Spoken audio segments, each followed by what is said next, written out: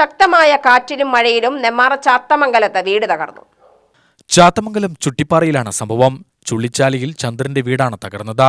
ഞായറാഴ്ച വൈകിട്ട് 4:30യോടെയാണ് സംഭവം. ശക്തമായ കാറ്റിലും മഴയിലും വീട് പൂർണ്ണമായും തകർന്നു വീഴുകയായിരുന്നു.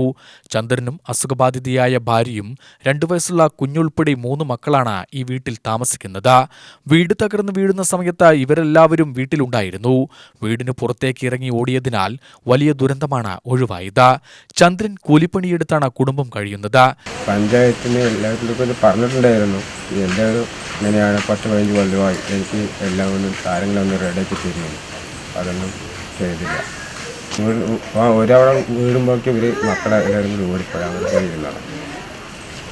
ഒരു ചുമരി ഇടിയുമ്പോഴേക്കും അതെന്താ ശാന്തി ഓടിപ്പോയി.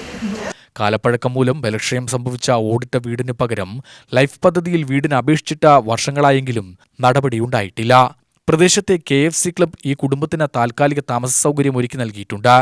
നെന്മാറ പഞ്ചായത്തിൽ അപേക്ഷ കൊടുത്തിട്ട് 10-15 വർഷമായി യാതൊരുവിധ വീടോ മറ്റോ ഇന്നുവരെ ലഭിച്ചിട്ടില്ല.